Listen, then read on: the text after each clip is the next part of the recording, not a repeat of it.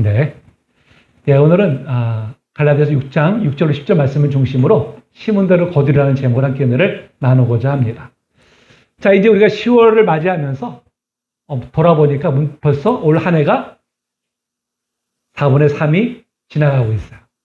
이제 3개월이 지나면 또 이제 우리가 다시 한 해를 보내게 됩니다. 참 늘 우리가 경험하고 느끼지만 한 세월이 빨라도 너무 빠르게 지나가요. 정말 어떤 때는 정말 정신이 없을 정도예요. 너무 시간이 빨리 지나다 보니까 이거 허송 세월을 보내는 것은 아닌가 하는 또 안타까울 때도 사실 있습니다. 우리가 하여튼 이 시간 우리가 한 해를 좀 다시 한번 우리가 돌이켜보면서 나머지 3개월 우리가 어떻게 보낼 것인가를 우리가 다시 한번 좀 점검할 수 있는 그런 시간이 되기를 원합니다. 아멘. 우리 성도님들 지금까지 9개월을 지났는데요. 어떻게 지내오셨습니까?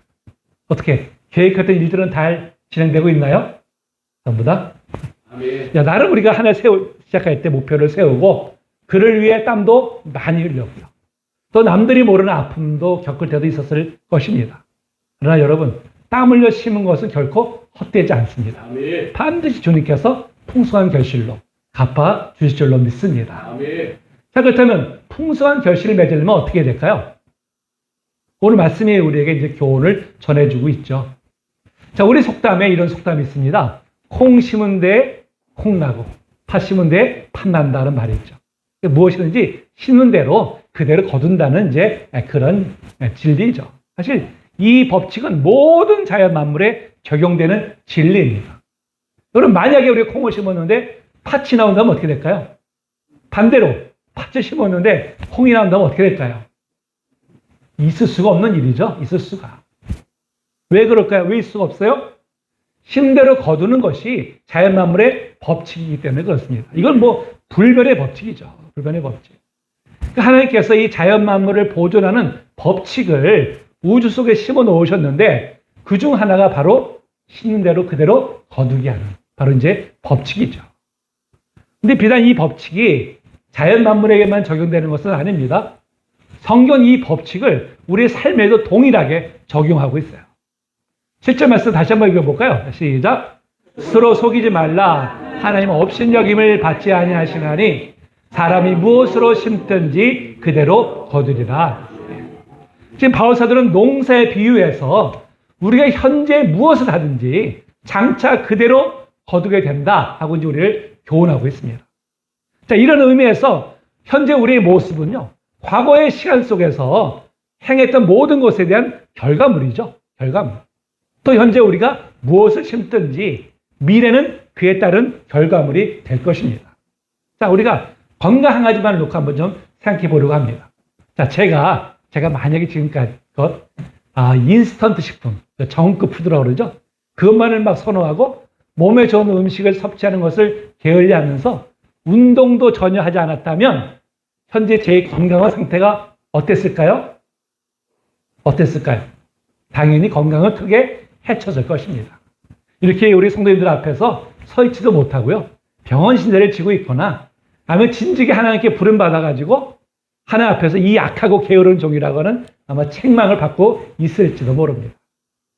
반대로 좀 몸에 좋지 않은 음식들은 멀리하면서 몸에 좋은 야채나 과일을 주기적으로 섭취하고 운동을 꾸준히 한다면 장차 어떻게 되겠습니까? 어떻게? 아주 건강한 몸을 소유하겠죠? 미래에도 사역을 잘 감당하고 있을 것입니다. 이렇게 건강도 자기가 심은 대로 거두게 마련이죠. 자, 그러면서 우리 성도님들은 자신의 건강을 위해서 지금 무엇을 심고 계십니까? 무엇을? 우리 몸인 주님이 주신 것입니다. 우린 청직이잖아요. 잘 관리해야 될 책임이 있습니다. 아멘. 그래서 우린 건강을 위해서도요, 반드시 여러 유익한 것을 심어야 할 줄로 믿습니다. 아멘. 자, 또한 이 심은 대로 거두게 한다는 법칙은 인간관계에서도 그대로 적용이 돼요. 내가 누군가에게 평소에 선행을 베풀고 늘 좋은 말로 격려하고 위로하는 말을 했다면 내가 힘들어할 때 누군가에게서 도움을 받고 격려와 위로를 받게 될 것입니다. 반면에 평소에 자신의 이익에 관련된 일이 아니라면 다른 사람의 일에는 소닥보듯 무관심하게 대하고 더 상처 주는 말만 일삼았다면 지금 똑같은 대우를 받고 있을 것입니다. 신대로 거두는 법칙은 비단 자연 만물이 아니라 인간 사회도 그대로 적용이 되는 진리이죠. 그런데 이 법칙은 비단 자연 만물이나 인간 사회에만 적용되는 것이 아니라 영적인 면에서도 그대로 적용이 되는 진리라고 말씀하고 있어요. 자, 8절 말씀 다시 한번 읽어봅니다. 자, 시작. 자기 육체를 위하여 심는 자는 육체로부터 썩어질 것을 거두고 성령을 위하여 심는 자는 성령으로부터 영생을 거두리라. 아멘. 자, 육체를 위하여 심는 것은 내 안에 있는 옛사람을 통제하지 않냐고 제멋대로 행하도록 내버려 두는 것을 말합니다.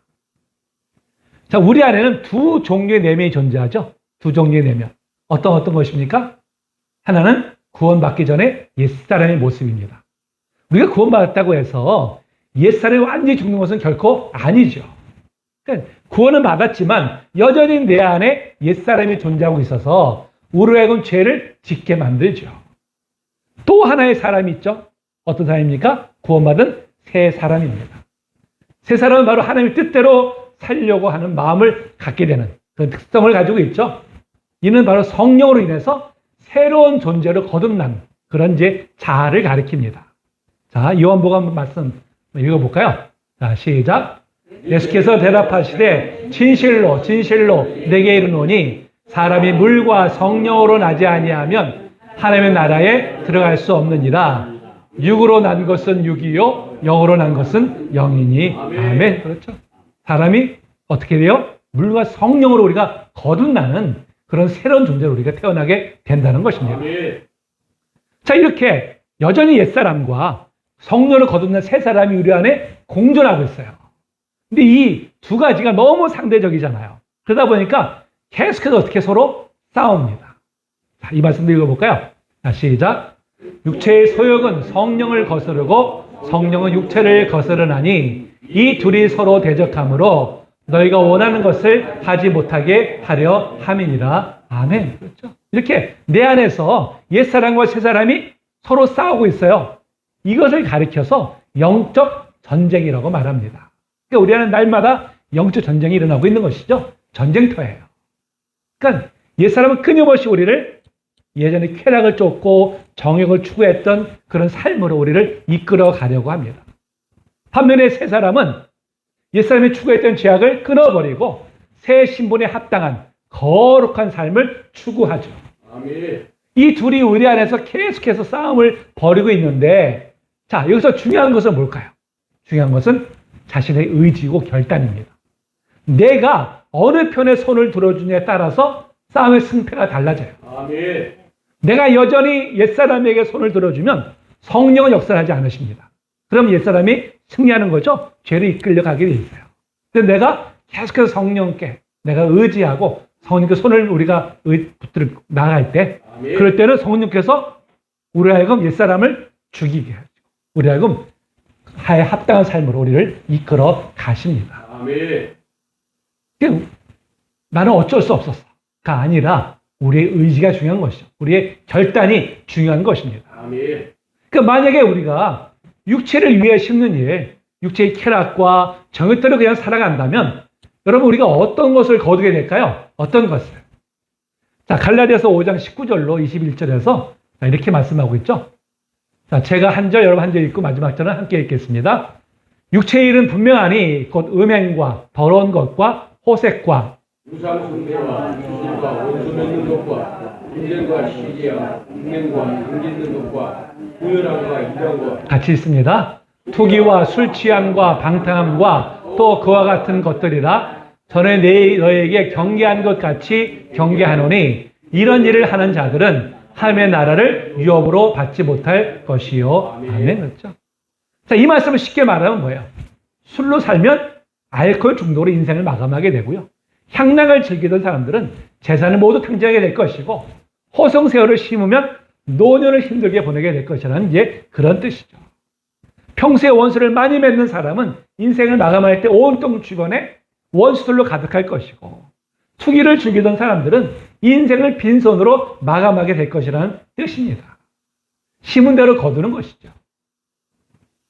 근데 여러분, 이 말씀을 우리가 자칫 잘못 해석하면 행위 구원론에 빠질 수 있어요. 행위 구원론에. 믿음은 상관없이 올바른 행실로 살아야 구원받는 것으로 해석할 수가 있습니다. 근데 여러분 이 말씀은 그런 뜻이 아니에요. 자, 21절에 보면 이런 일을 하는 자들은 그랬죠? 여기서 이 하는이 헬라어로 이제 플러스로 가는데요. 그 시제를 보면 현재형입니다. 현재형이 뭐냐면 계속적으로 습관적으로 행하는 그런 뜻을 가지고 있어요. 그러니까 내 안에 내가 새 사람이 되었다고 하면서도 그 삶에서는 그에 합당한 삶을 살기를 힘쓰는 바가 없이 여전히 옛사람이 이끄는 대로 정욕과 쾌락을 추구하는 삶을 지속적으로 살아가는 사람들, 바로 그런 사람들을 말하는 것이죠. 이런 사람들이 결국 어떻게 된다고요? 결국 멸망의 길로 가게 됩니다. 그러니까 여러분, 육체를 위해서 심는 자의 특성이 있어요. 그건 바로 철저하게 자기 중심적이라는 것입니다. 자기를 위하여 사는 사람이죠. 자기를 위하여서. 사실 자기를 위하여 사는 게 왜 잘못된 것인가? 그렇게 반문할 수 있어요. 세상적인 관점에서 그렇게 반문할 수가 있습니다. 그러나 여러분, 자기 중심적인 삶의 결국은요, 쾌락과 정욕만을 추구하다가 죄의 깊은 수렁에 빠지고 맙니다. 결국 썩어질 것을 거두는 인생이 되고 마는 것이죠. 썩을 것을 심었기 때문에 그대로 이제 거두게 되는 것입니다. 자, 반면에 성령을 위하여 심는 자는 성령으로부터 무엇을 거둔다고 말씀하고 있습니까? 바로 영생을 거둔다고 말씀하고 있어요. 그럼 성령을 위하여 심는 것은 뭘 말할까요? 바로 성령님께 그 뜻대로 행하시도록 우리 자신을 맡겨드리는 것을 말합니다. 그러니까 성령을 위하여 심는 사람의 특성은 자기 중심적이 아니라 누구 중심이에요? 하나님 중심이죠. 하나님 중심으로 살아간다는 점입니다. 하나님 중심으로 살게 되면 자신의 뜻이 아닌 하나님의 뜻대로 살아가게 되고요. 비로소 죄의 사슬로부터 자유함을 누릴 수 있게 됩니다.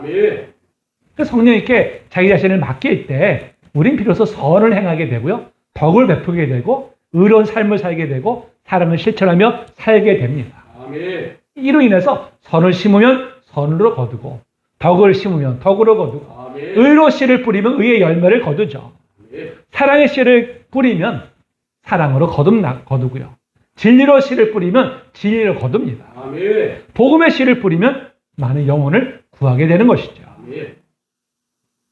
이걸 가리켜서 갈라디아서 5장 22절, 53절에서 바로 성령의 9가지 열매로 표현하고 있죠. 이 말씀 읽어봅니다. 자, 시작. 오직 성령의 열매는 사랑과 희락과 화평과 오래 참음과 자비와 양선과 충성과 온유와 절제니 이 같은 것을 금지할 법이 없느니라. 아멘. 그렇죠. 자, 이것이 바로 8절에서 말씀하는 성령을 위해서 심는 자의 열매인 바로 영생을 얻는 것입니다. 여러분, 우리가 영생에 대해서 종종 오해하는 것이 뭐냐면요. 영생을 천국에 들어가 사는 것이다. 이렇게 우리가 생각하는 거예요. 근데 이거는 잘못된 생각입니다. 성경은 영생에 대해서 이렇게 말씀하고 있죠. 자, 요한복음 17장 3절 말씀입니다. 자, 시작. 영생은 곧 유일하신 참 하나님과 그가 보내신 자 예수 그리스도를 아는 것입니다. 여러분, 이 말씀 읽을 때 우리가 의아한 것이 뭐예요? 영생이 하나님과 예수 그리스도를 아는 것이라고 표현하고 있잖아요. 아는 것이다. 어떻게 아는 게 영생일까? 우리가 의문을 가지게 되죠. 여기서 이 안다는 단지 관념적인 지식을 습득하는 것만이 아니라 삶에서 실제가 됨을 의미하죠. 다시 말해서 영생은 하나님과 예수님과 우리가 온전히 연합함으로 이제 내가 죽고 예수로 살아가는 것을 말하죠. 그래서 이 땅에서도 하나님의 뜻을 실천하면서 살아가기를 힘쓰는 것을 의미합니다. 이 땅에서 하나님 뜻과 전혀 상관없는 삶을 살다가 죽으면 예수 믿었다는 것 하나로 천국에 들어가는 것이 영생이 아닙니다. 이를 잘못 오해해서 교회 안에서는 그리스도인인데 세상에서는 그에 합당한 삶을 살지 못하는 그런 이율배반적인 모습으로 인해서 세상 사람들로부터 비난과 조롱을 받는 처지에 놓이고 말았어요. 그래서 우리가 어떻게 세상을 구원하겠다고 우리가 말할 수 있겠습니까? 그러니까 너나 잘하세요라는 비난까지 우리가 듣고 있는 것이죠. 이걸 생각하면 얼마나 안타까운지 몰라요. 제 마음이 안타까운데 주님께서 우리를 바라보시면서 얼마나 안타까우시겠습니까? 여러분, 영생은 죽어서 천국에서만 누리는 것이 아니라 바로 지금 이 땅에서 하나님과 연합함으로 그 뜻대로 살기를 힘쓰는 것으로부터 출발을 하는 것입니다. 아멘. 이 땅에서도 구원받은 사람으로서 그에 합당한 삶을 살려고 힘쓰며 성화의 과정을 밟다가 때가 되어 하나님의 부르심을 받을 때 천국에 들어가서 영원한 복락을 누리는 것이 바로 참된 영생입니다. 따라서 성령께서 우리 삶을 주관하시도록 자기 자신을 내어드리는 것이야말로 성령을 위하여 심는 것이요 영생의 결실로 거두게 되는 줄로 믿습니다. 아멘. 자, 그렇다면 구체적으로 성령을 위해 심는 것은 무엇을 의미하는 것일까요? 오늘 본문을 보니까 세 가지로 말씀하고 있어요. 자, 먼저 6절에 보니까 자, 가르침을 받는 자는 말씀을 가르치는 자와 모든 좋은 것을 함께하라고 말씀하고 있어요. 바로 말씀을 가르치는 목회자와 모든 좋은 것을 함께하는 것이 성령을 위하여 심는 것이라고 말씀하고 있습니다. 아멘. 자, 하나님께서는 교회를 세우시고 목회자를 통해서 성도들을 말씀으로 양육케 하셨습니다. 그렇기 때문에 말씀을 가르치기 위해서 힘쓰는 목회자와 모든 좋은 것을 함께하는 것이 바로 성령을 위해서 심는 것이죠. 그렇다면 모든 좋은 것을 뭘 말하는 것일까요? 무조건 목회자라면 그냥 잘 대접하는 게 모든 좋은 것일까요? 예. 오늘날 교회에 적용하면 무엇보다도 목회자에 대한 재정적인 지원이라 할 수 있습니다. 자, 가르친 자가 그 일에 전념할 수 있도록 물질적으로 도우라는 것이죠. 그렇게 하는 것이 가르치는 자와 가르침을 받는 자 모두에게 유익하기 때문입니다. 아멘.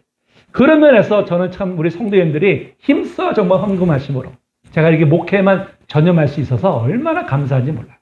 정말 하나님의 은혜고 우리 성도님들께 제가 참 늘 감사하고 있어요.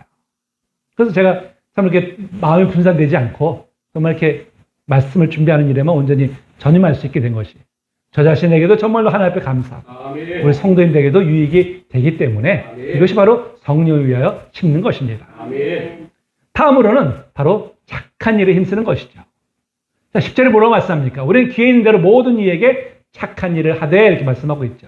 착한 일을 하되. 이 착한 일이라는 건 특별히 가난하고 힘든 상황 속에 놓여 있는 사람들을 돕는 구제행위죠. 아멘. 근데 이 구제를 심는 일도 심는 대로 거두는 법칙이 그대로 적용이 됩니다. 자, 이 말씀 읽어볼까요? 읽어봅니다. 시작. 부터 구제하여도 더욱 부하게 되는 일이 있나니 과도히 아껴도 가난하게 될 뿐이니라. 구제를 좋아하는 자는 풍족하여질 것이요 남을 윤택하게 하는 자는 자기도 윤택하여 지리라. 아멘. 그렇죠. 예. 남을 돕는 것은 내 것을 희생하는 것인데 빠져나가는 거잖아요. 근데 어떻게 내가 윤택해질까? 하나님께서 갚아주세요. 하나님께서 신대로 다 더 풍성하게 거두게 하십니다. 아멘. 자, 이 말씀도 한번 읽어볼까요? 좀 길지만 제가 읽어보겠습니다. 시작. 또 줄인 자에게 내 양식을 나누어 주며 유리하는 빈민을 집에 들이며 헐벗은 자를 보면 입히며 또 내 골육을 피하여 스스로 숨지 아니하는 것이 아니겠느냐. 그러면 내 빛이 새벽같이 비칠 것이며 내 치유가 급속할 것이며 내 공의가 내 앞에 행하고 여호와의 영광이 내 위에 호위하리니. 아멘. 우리가 어려운 이웃을 돕는 일에 힘쓸 때, 힘써 심을 때 하나님께서 많은 것으로 거두게 하시겠다고 약속하십니다. 아멘. 그래서 우리 무엇보다 어려운 중에 있는 사람들 우리 돕는 일에 힘을 써야 돼요.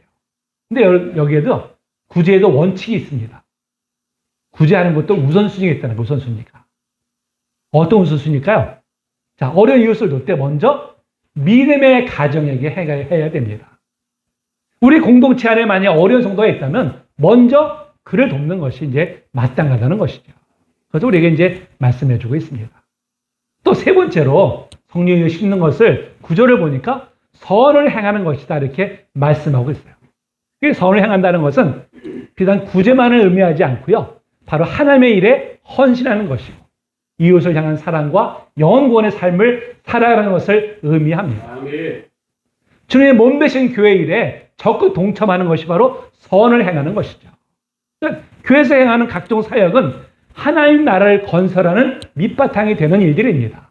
그렇기 때문에 교회를 세워나가는 모든 행위가 바로 주님의 몸을 세워나가는 것이기 때문에 바로 선한 일인 것이죠. 아멘. 우리 성도님들은 몸된 교회를 새로 한 일에 여러모로 지금 힘써서 참여하고 계시잖아요.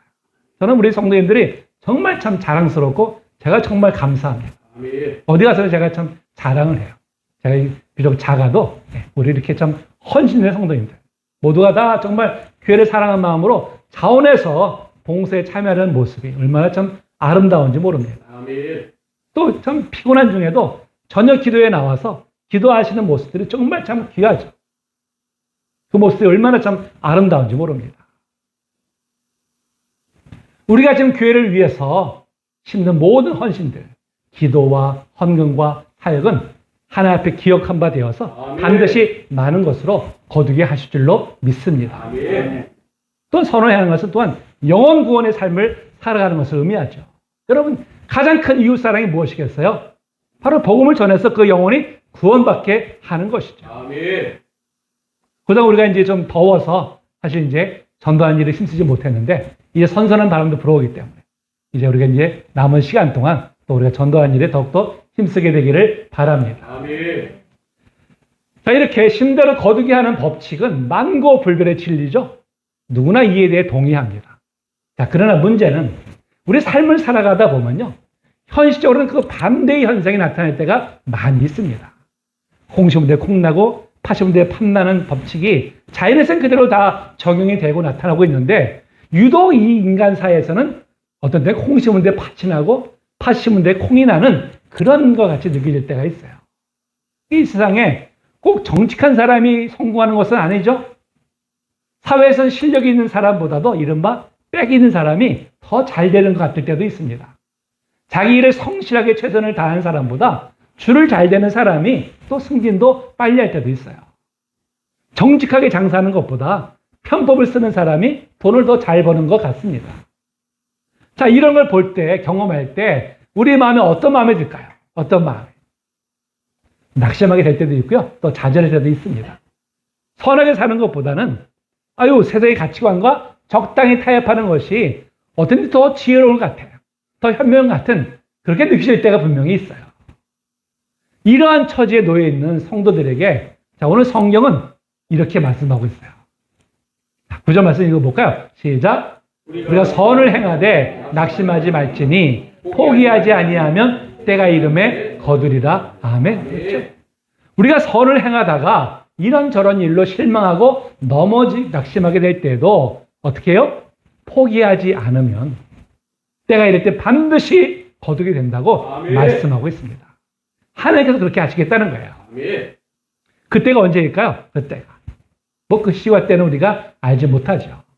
다만 하나님께서 가장 좋은 시기에, 가장 좋은 방법으로, 아멘. 가장 좋은 열매로 거두게 하실 것입니다. 아멘. 이는 우리가 믿음으로 받아들여야 될 일들이죠. 비록 우리의 눈에 보이지 않고 우리가 원하는 시기에 원하는 방법으로 결실 못지 못한 할지라도 우리는 실망하지 않고 포기하지 않으면 하나님께서 반드시 심은 대로 거두게 하실 것입니다. 아멘. 사실 때때로 우리가 너무 사실 성급할 때가 있어요. 성급할 때가. 한두 번 기도하고 나서는 당장 응답해달라고 이제 재촉을 하고 내가 원하는 때에 원하는 방식으로 기도에 응답이 되지 않는다고 섣불리 기도를 중단하곤 합니다. 그러다가 정작 하나님께서 응답하시려고 하니까 포기해버리고 이미 기도의 자리에서 떠나가 버리는 이런 때도 종종 있어요. 자, 다니엘이 작정 기도를 드렸죠. 21일째 되는 날 천사가 하나님의 기도 응답을 가지고 옵니다. 자, 그때 천사가 뭐라고 얘기했을까요? 읽어볼까요? 시작. 그가 내게 이르되 다니엘아 공부하지 말라. 내가 깨달으라 하려는데 하나님 앞에 스스로 겸비하게 하기로 그리스도는 훗날부터 내 말이 응답받았으므로 내가 내 말로 말미암아 안느니라. 아멘. 이미 어떻게 해요? 기도를 시작한 즉시 하나님의 응답은 내려졌어요. 다만 그 응답이 다니엘에게 오기까지 21일이 걸린 것이죠. 여러분, 우리의 기도도 하나님 뜻대로 하는 기도는 기도 즉시 응답이 된 줄로 믿으시기 바랍니다. 아멘. 다만 그 응답이 적용되기까지 시일이 소요되는 거예요. 그때까지 우리가 어떻게 됩니까? 소망 가운데 우리가 인내하면서 나가는 것이죠. 기다리는 것이죠. 아멘. 우리가 너무 유명한 얘기지만 5만 번의 기도를 응답받은 조지 물러 목사님 이야기가 있잖아요. 그분이 평생 3명의 친구를 영혼 구원을 위해서 기도했다 그러죠. 한 명은 기도하는 즉시 얼마 안 돼서 기도응답을 받았습니다. 하나님 앞에 돌아왔어요. 한 명은 죽기 직전에야 빌어서 그가 돌아왔다고 합니다. 한 명은 응답이 안 됐어요, 결국은. 그런데 주지물러 목사님이 소천하고 난 다음에 너를 위해서 평생 주지물러가 기도를 했다는 소리를 듣고 감동을 받아가지고 그래서 그가 돌아왔다고 합니다. 결국 기도응답이 다 된 것이죠. AD 5세기경에 이제 이탈리아 밀란의 어느 교회당에 한 부인이 들어와가지고는 통곡을 하면서 기도하기 시작했어요. 그때 그 교회를 다니면서 암브로스 목사님이 그 모습을 보게 되었습니다. 왜 저렇게 울까?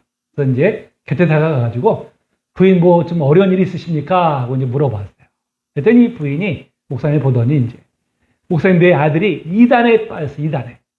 어떻게 하면 좋아요? 그러면서 이제 흐느꼈습니다. 그때 이 암브로스 목사님이 이렇게 말했어요. 걱정 마세요, 부인. 기도하는 자의 자식은 결코 망하지 않습니다. 아멘. 결코 땅에 떨어뜨리지 않습니다. 이 통곡하던 그 부인이 바로 성 어거스틴이라고 하는 정말 위대한 성자죠. 그의 어머니 이제 모니카 여사였습니다. 결국 어거스틴은 기도한 대로 주님께 돌아왔어요. 그리고 교회 역사에 정말 가장 위대한 발자취를 남기는 그런 거목이 될 수가 있었죠. 예, 여러분, 하나님께서는 결코 우리의 기도를 땅에 떨어뜨리지 않으시고요. 반드시 응답해 주실 줄로 믿습니다. 아멘. 여러분, 농부도 봄에 씨를 뿌리면 여름을 거쳐서 가을이 되어야 결실을 거둘 수가 있습니다. 또 씨를 뿌렸다고 해서 저절로 자랍니까? 아니죠. 김을 매고 또 잡초를 뽑아주고 비료를 주고 뭐 농약을 치는 등 이루 말할 수 없는 노력이 투자되어야만이 가을에 이제 원하는 결실을 거둘 수 있게 되는 것이죠. 마찬가지죠. 우리도 모든 일에 있어서 농부와 같이 씨를 뿌리고 나서도 좋은 결실을 거두기 위해서는 어떻게 해야 돼요? 수고를 아끼지 말아야 되죠. 아멘. 그래야만이 이제 원하는 대로 결실을 거둘 수 있게 되는 것입니다. 만약에 심지도 안 돼서 거두려고 한다면 여러분 그런 사람을 가리켜서 뭐라고 할까요? 뭐라고 할까요? 도둑놈 신부라고 그러죠? 도둑놈 신부. 예. 근데 여러분 이런 사람일수록요 오히려 하나님이 그런 분이시냐 오해를 하죠. 사람은 원래 모든 사람이 다 자기 같은 줄로 알아요. 특별히 그릇된 가치관과 생활 습관을 가지고 있는 사람일수록 더욱 그렇습니다. 그러니까 자기가 도둑놈이면 모든 사람이 다 도둑놈으로 보여요. 자기가 나쁜 사람이면 모든 사람이 다 나쁜 사람으로 보이게 마련입니다. 마태복음 25장에 보면 유명한 한 달란트 비유가 나오죠. 달란트 비유가. 자, 한 달란트를 맡겨놓았다가 주인이 돌아오자 그대로 내어놓죠. 그러면서 종이 뭐라고 말했을까요? 자, 이 말씀 읽어볼까요? 시작. 한 달란트 받았던 자는 와서 이르되 주인이여 당신은 굳은 사람이라 심지하는 데서 거두고 해치하는 데서 모으는 줄을 내가 알았으므로. 그래서 주인은 누굴 말하죠? 하나님 말이죠. 하나님 말씀하죠. 그렇죠? 하나님 말씀합니다. 자, 이 사람은 뭐라고 얘기해요? 자기가 심지 않은 데서 거두려고 하니까 하나님도 그런 분으로 오해를 하고 있는 것이죠. 근데 여러분 하나님은 심지 않은 데서 거두고 해치한 데서 모으신 분이 아니시죠. 아멘. 심는 데서 거두시는 분이시기 때문에 우리에게도 이 법칙을 그대로 적용하셔서 우리 하여금 심은 대로 거두게 하십니다. 아멘. 중요한 것은 무엇입니까? 우리가 지금 무엇을 심느냐는 것이죠. 무엇을. 여러분 지금 무엇을 심고 계십니까? 여러분 성령을 위해 심을 때 아멘. 우리는 영생과 상급을 바로 선물로 거두게 될 줄로 믿습니다. 아멘. 여러분이 말씀하실 텐데요. 우리가 풍성한 수확을 거두기 위해서는 무엇보다 우리는 인내해야 되죠. 아멘. 여러분 오늘 뿌린 씨는 미래에 거두고요. 청년 시절에 뿌린 씨는 노년에 거두고 부모가 뿌린 씨는 자손들이 거두고요. 이 세대가 뿌린 씨는 다음 세대가 거둡니다. 금생에 뿌린 씨를 우리는 내생에 우리가 거두는 것이죠. 아멘. 당장에 내 눈에 그 열매가 보이지 않는다고 해서 여러분 실망하지 마세요. 소망을 가지고 우리가 인내하십시다. 아멘. 선을 행하다가 낙심해서 포기하지 말고 끝까지 우리가 인내로 나가십시다. 아멘. 반드시 하나님께서 풍성한 결실을 거두게 하여 주실 줄로 믿습니다. 아멘. 우리 나머지 이제 3개월 동안 하나님 우리가 또 열심으로 우리가 심으면서 소망으로 우리가 나갈 때 하나님께서 또 우리 교회 우리 성도님들의 가정에, 삶 가운데 더 풍성한 열매를 맺게 하여 주실 줄로 믿습니다. 아멘. 네, 우리 이 찬양하시고요. 우리 잠 기도.